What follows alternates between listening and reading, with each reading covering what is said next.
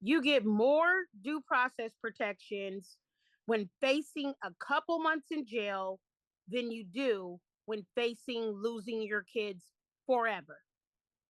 Let me repeat that. You get more due process protections when facing a couple months in jail than when you do when you're facing losing your children forever. So we're going to skip introductions and just jump right into this.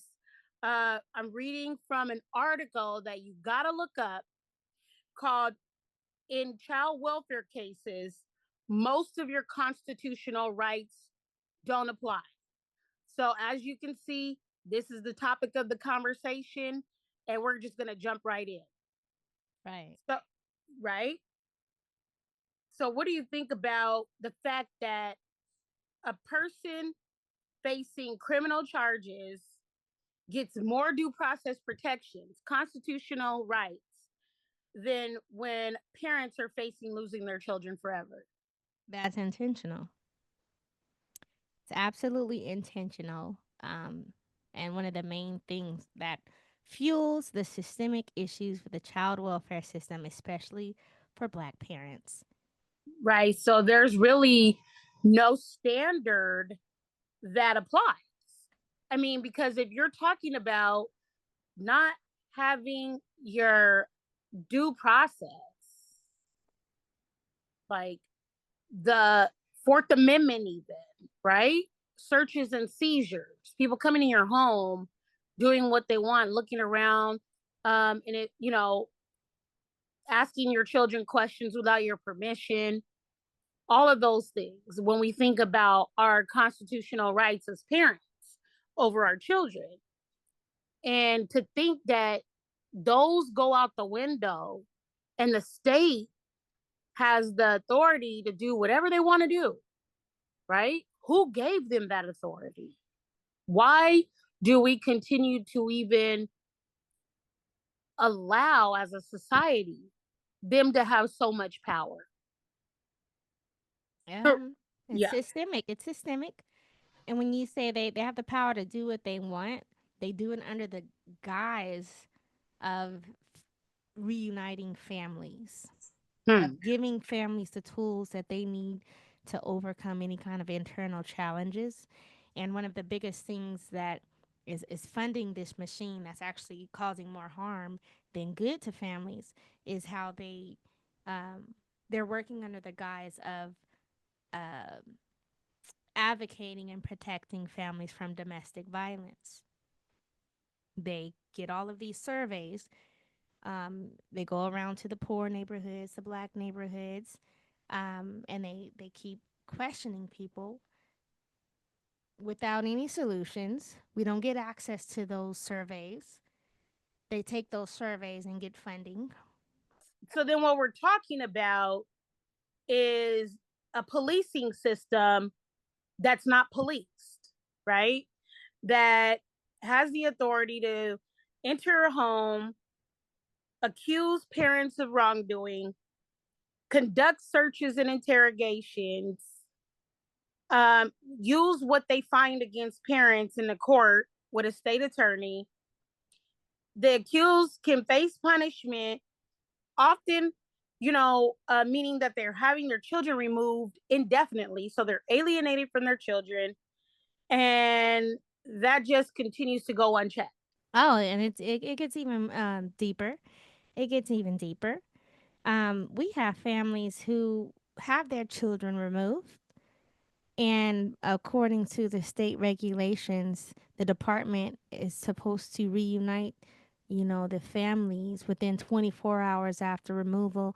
And we have families reporting not knowing where their children are for upwards of 3 months. 3 months. Um, so I wouldn't say that these um, processes are failing us. I think they've been designed to fail us, and these are just modified black codes. And Right. because we continue to be denied access to true history, we keep getting partial history with the black holes cut out.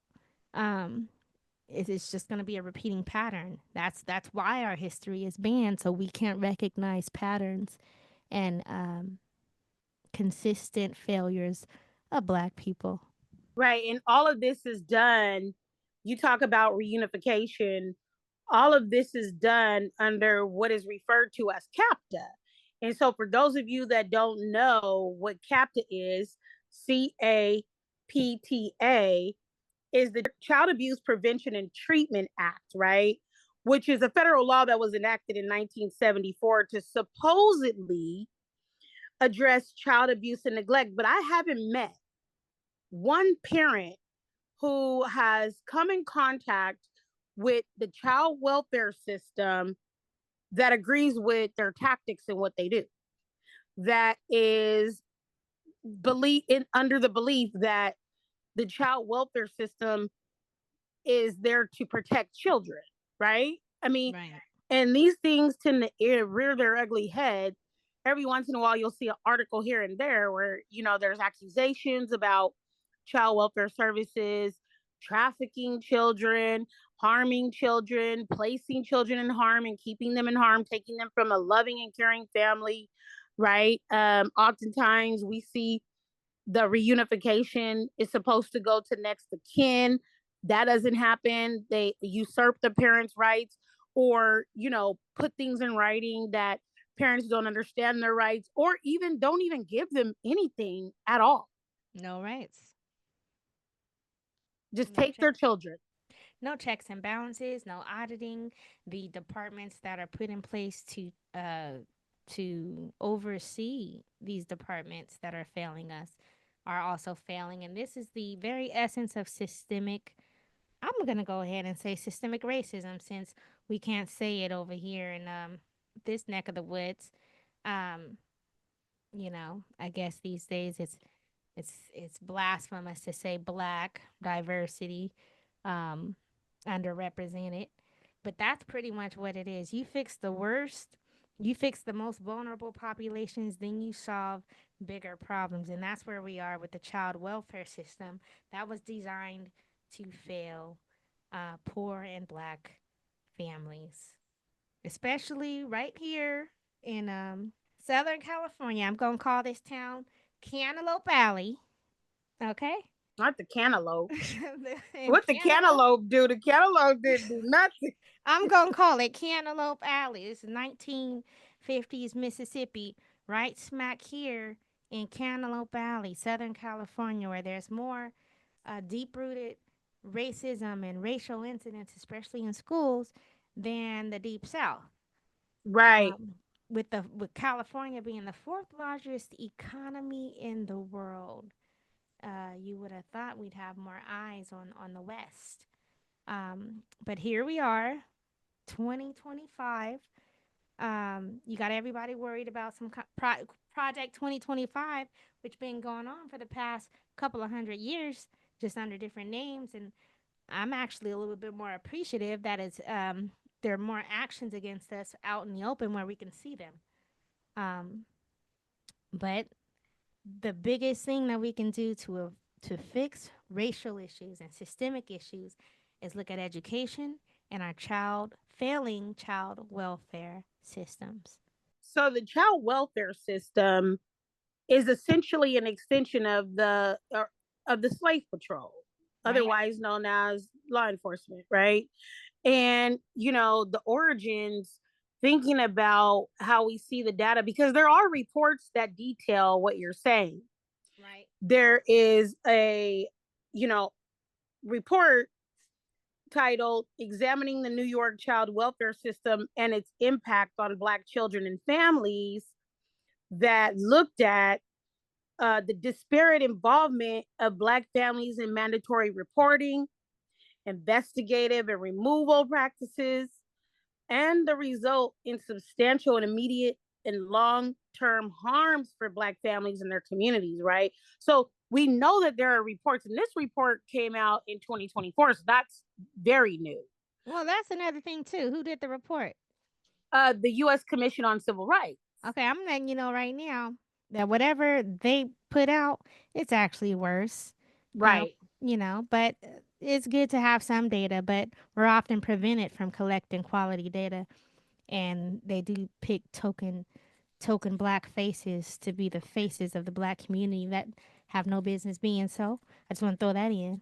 Right. And so, based on their findings, though, here's the interesting thing, because we have been saying for a while that the data is out there. It's just appealing to the system that likes to oppress, that has historically oppressed, that we see this pattern of exploitation and oppression. That's impossible. How do Yeah, you appeal to your oppressor for mercy from the oppression, right? that that's what From, we've been taught.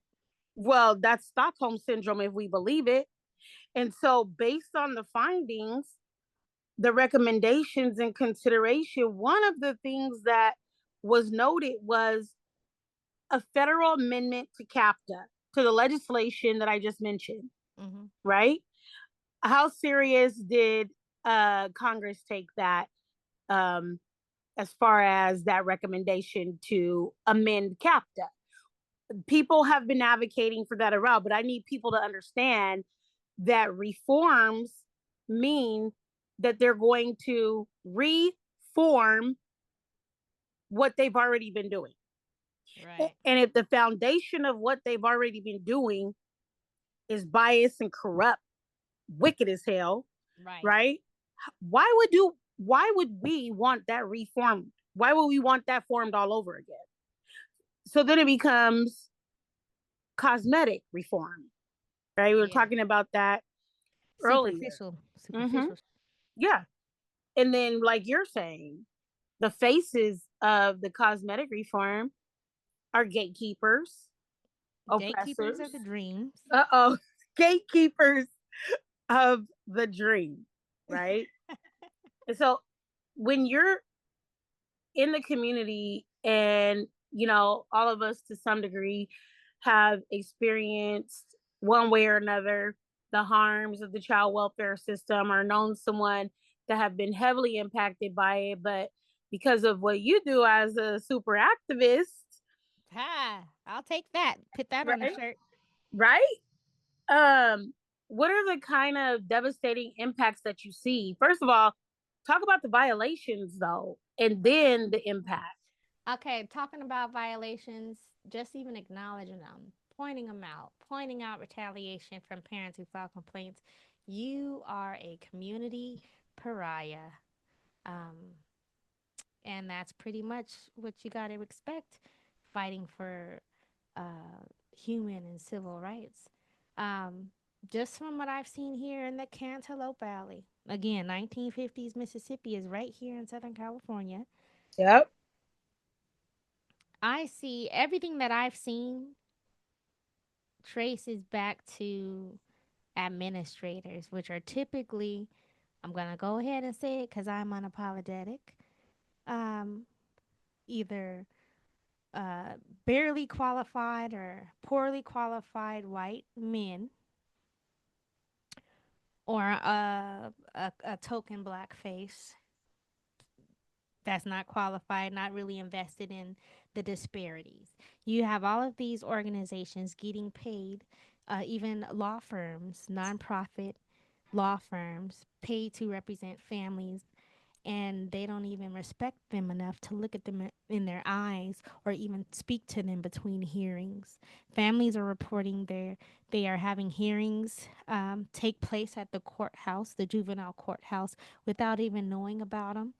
Um, they are not giving the CFT meetings, or those are child and family team meetings prior to children being removed, and everything that screams reunification, it's completely ignored. Um, Judges are making orders for the Department of Child and Family Services to assist homeless families with housing. It's in the court orders. And they turn around and ask their assigned social workers about housing resources, and they get no responses, no answers. And then somebody like me comes along. Of course, I'm not practicing law. I'm not an attorney. but I do look at common sense things, like people talking to you without respecting you enough to look at you in the face, look at you in your eyes, and actually speaking to you. They are speaking to these parents like dogs, Wow. and they are telling them, to just comply regardless of what's right or wrong. One mother said she was told as soon as her children were taken that they would be adopted in 6 months if she didn't finish a year's worth of parenting classes. So you think about that, right there. You need to do a year's worth in only 6 months, and of course, this attorney that told her this wasn't willing to put it in writing. And most parents don't know what questions to ask. They're dealing with the emotion, um, the emotional roller coaster of having your child or your children taken away. And this goes all the way back to the uh, enslaved black families just having their families just ripped apart, and you cannot fight about it. You can't get help. They're letting everyone else in the courtroom that fits their agenda, the mailman and his cousin. But if you have a black civil rights activist, as cute as me, Yeah, excuse me, I as know cute that's as me, right. Hmm. um, just there smiling and cheesing, it's gotten to the point where some judges, who I haven't even met yet, will not allow me in their courtrooms. So, what do you have to fear?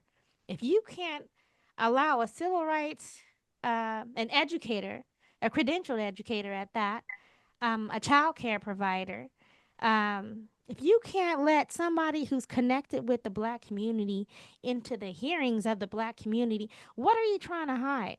That I gotta look up that regulation that they post at the courthouse where you can't have a no recording, no cameras, and that coincides with them refusing to give families their court minutes, their Right. transcripts, their records. And I guess that goes right back around to why black people have to fight to even have true history told and black history told, because we've been banned. It's not a product of this new Project 2025 that people are acting brand new about. It's been going on since forever. It's just more in your face. And that's one thing, again, I truly do appreciate. But I can't even touch on the atrocities of California's child welfare system failures. And this is nationwide. It's just peaking right here in California. But it's most definitely nationwide and across the board. Black people are the most vulnerable populations affected.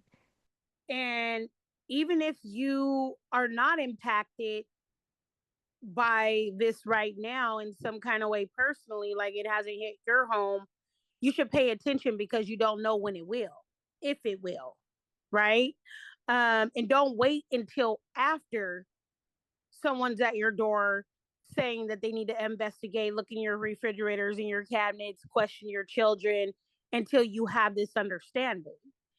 Um, and so if you look at the way that the child welfare services has this disparate impact on black families, you clearly see also that they have the ability, and they're not going to call it this, to buy, sell, and trade, right? Right. Our children, right? You can call it fostering and adopting and all these other things, and there's money exchanging hands. So Mm, that they have actually uh, their own economy, their way of doing all of this at the expense of keeping our families together, right? Um, and the benefit of the system gaining more dollars to do more of this stuff.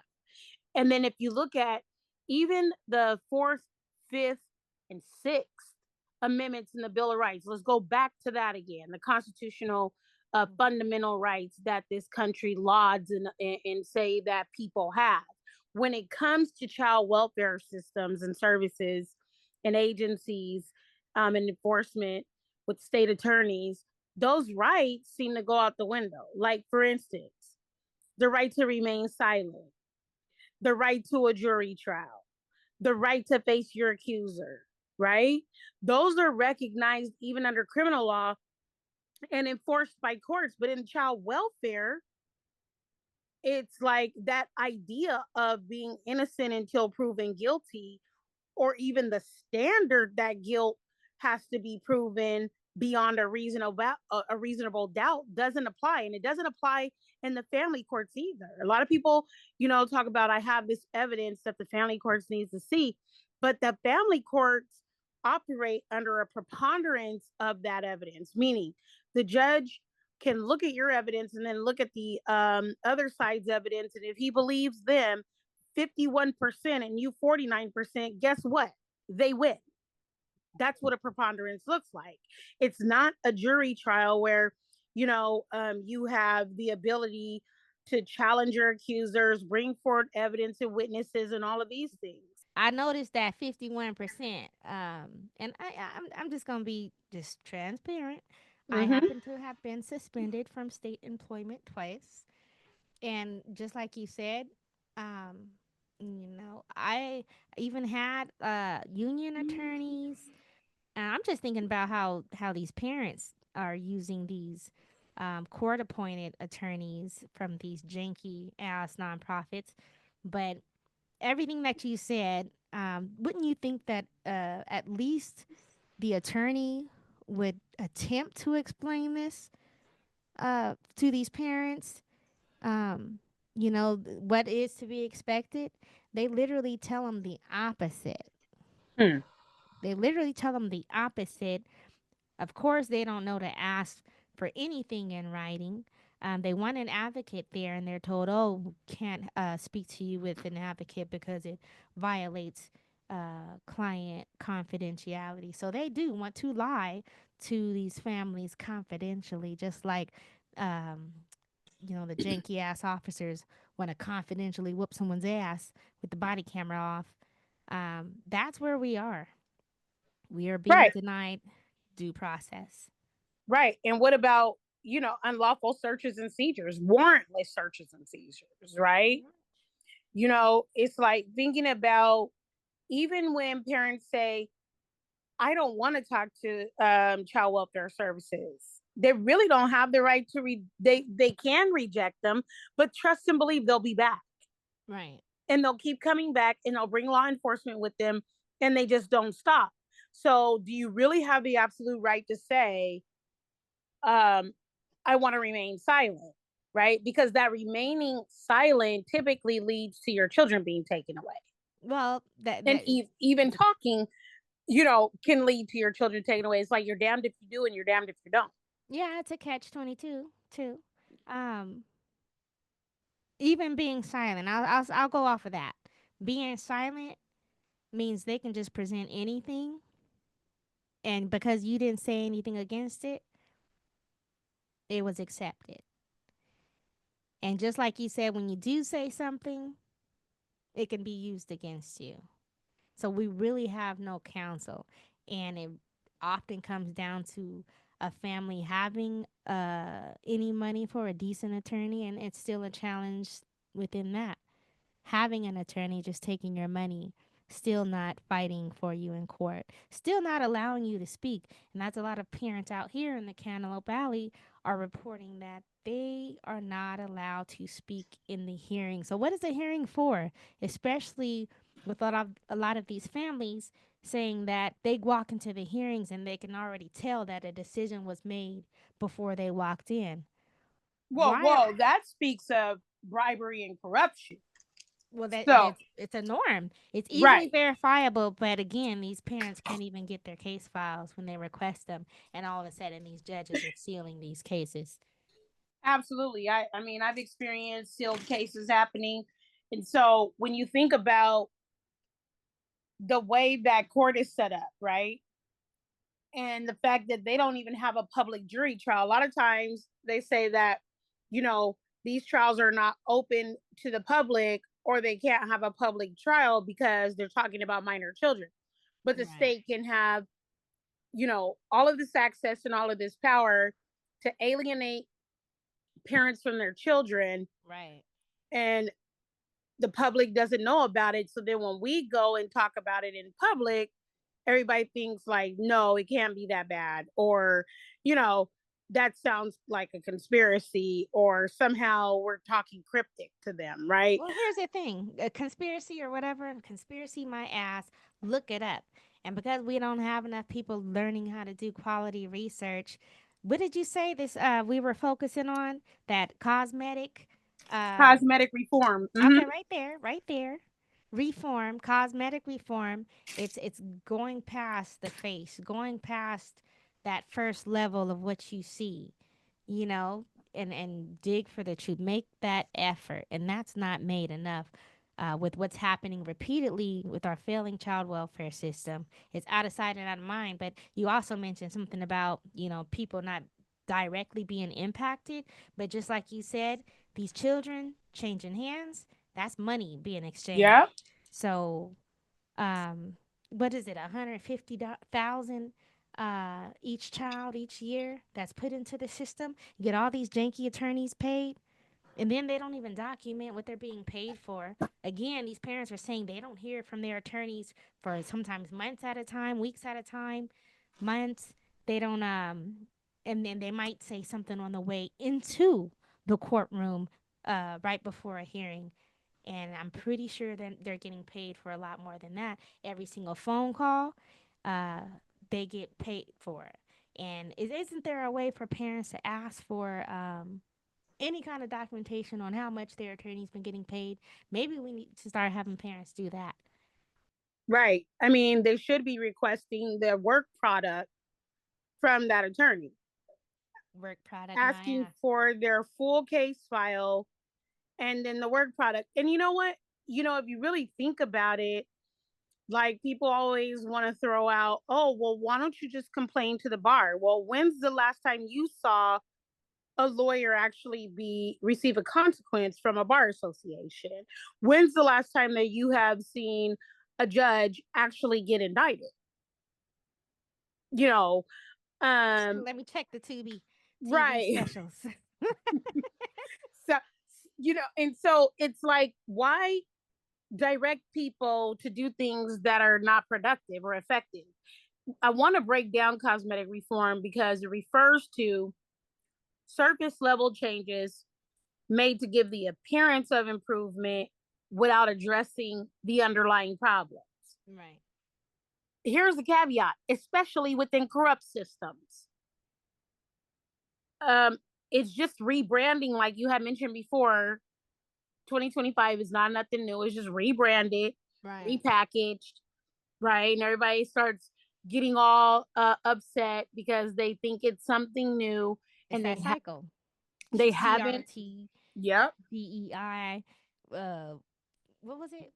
Black codes back then, the real ones, us that are actually in these corners of courtrooms and schools, right there on the front line, instead of just protesting soda pops for the right to drink soda. I don't know what's going on. But us on the ground, boots on the ground, we don't get that support. We don't get what we need. But we see everything. We don't even get backed up by our own. Can we tap into that? Well, it's the rebranding, right? Without any hesitation. Like these people will boldly rebrand the same thing in your face, call it calling your exploitation and oppression, your children's captivity, Right. something else, and have no thought. They don't even flinch, right? Policy without accountability, Right. optics, optical illusions. And They, and that's why I call it the buy, sell, and trading of our children. Money is okay. exchanging hands. Um, Profiles are being put up. It's like the slave Right. market, right? Um, those fake ass token research studies where they, Right. they put in a black face doctor. Let me come up with the name. Dr. Keontae Jones, Mm-hmm. the face of the Cantaloupe Valley, don't even live out here. But somehow They did a whole research study just recently, actually. They held it at the Lancaster Library, Department of Child and Family Services. They did a whole research study connecting the need for child welfare services and that janky ass shelter, domestic violence shelter that's stealing everybody's money out here, and they were working together to cure the issues of domestic violence and its links to the child welfare system. And do you think they reached out to any black civil rights organizations, considering that black families are disproportionately represented in DCFS cases? You think Dr. What did I call him? Shaquante? um, Jenkins Jones um, knew anyone that was really in the neighborhoods, really affected by domestic violence and receiving services from the DCFS that is just consistently given that cosmetic, what is it? Cosmetic push, Cosmetic reforms, right? cosmetic bullshit. That's Right. pretty much what it is. That's why you have to just, you see a research study say, hey, they get my money, they get my grant money. But you go ahead and try to request the audits, and you're gonna be sitting on the sidelines like me, getting kicked out of courtrooms. Um, People look up the regulations for making public records requests, and at least get your own information. Parents, get your own information from the courts. I have another parent who got about 500 or so pages of her DCFS case, and every single complaint she filed regarding misconduct from social workers, from what she experienced in the courtrooms and her attorneys, every single complaint that she filed was missing from her complete file. And it was kind of shocking, but it was the same thing I experienced. Me and about a dozen other state employees who filed civil rights complaints all the way up to the state and federal level. So we're talking about the child welfare system specifically in California. It's again, they show you one thing with these fake research studies and no one questions it. I actually just recently reached out to the individual that oversaw that research study, and I reached out as a civil rights organization president. Um, Crickets. That's all we get. I mean, they really don't have a reason to fear the work that we do and the advocacy of the parents because they know that the general population or the general public isn't paying attention. And even if they are, they're not really seeing it with urgency like somebody's children are being taken away. A lot of times if you were to ask the general public why did someone's children get taken away or even mention these things, they somehow think that family was deserving of what they got, right? Assumptions. Right. And they don't understand that it's corrupt over here too. Just because it says child welfare, I think there's a cognitive dissonance that happens. Right. Call it what it really would be. Child endangerment department. Hmm. Because if you follow the children that have been taken away and see what their lives ended up like and the things that happened to them, a lot of them are victims of sexual crimes. A lot of them um, can attest to moving from home to home where horrible things happen to them. And then they were reaching out to their so-called workers and their so-called advocates and couldn't get any help. And the thing about it is this is the least paid attention to part of government agencies and enforcement, yet heavily funded by the public. Right. So you want to pay attention because the money is coming from the people. We're paying for it. We're paying for them to do this. And they And scared we gonna get reparations. They save a lot of money if they stop paying into broken systems in the first place. How about that? so what would be some of those solutions, right? Like, of course, we should always work to eradicate corrupt systems. Hmm. Definitely. But appealing to what you believe as the better nature of your oppressor doesn't do it. Yep. That's not going to Um, work.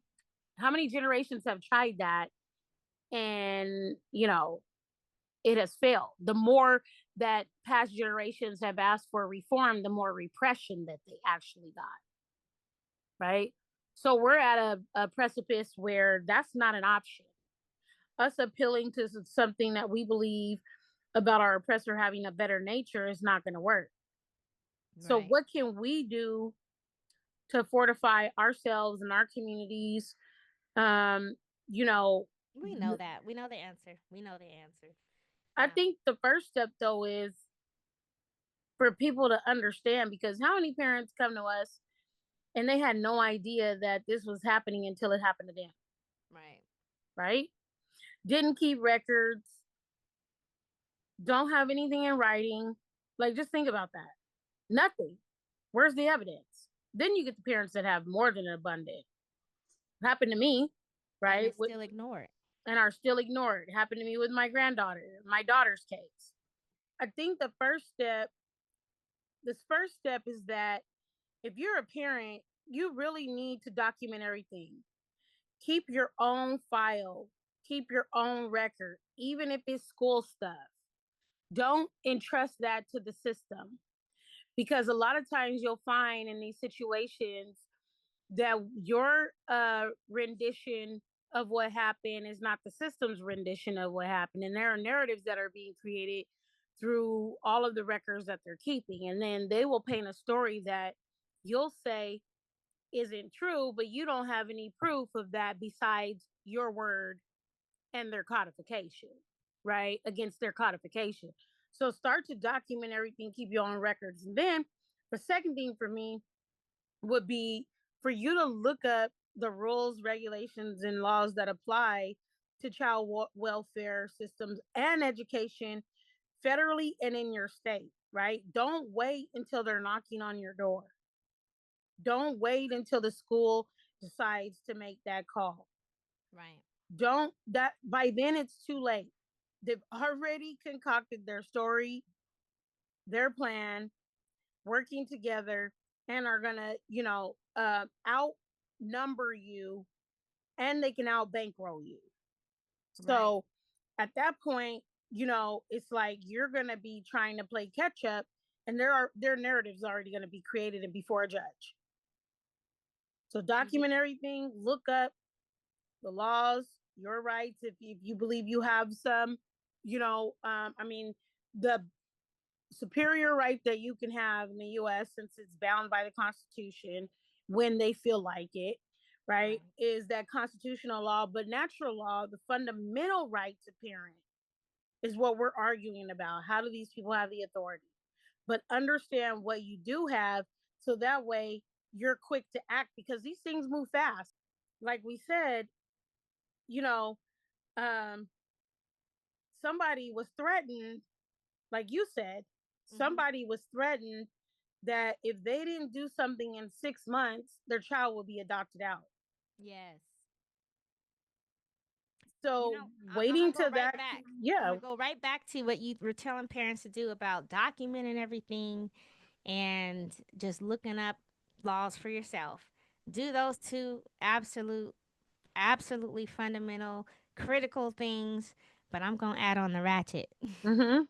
Mhm. Since we're in an era that focuses on cosmetic reform, um, if the system is failing us as it has been designed to do from its very beginnings, go ahead and be janky with it if you have to, because these are your kids and you want to make smart decisions. So, in addition to that documentation, you have the right to record in your own homes. Again, look up the regulations for your state, but document everything, get everything in writing. Ask for them to put the crazy things that they tell you in writing.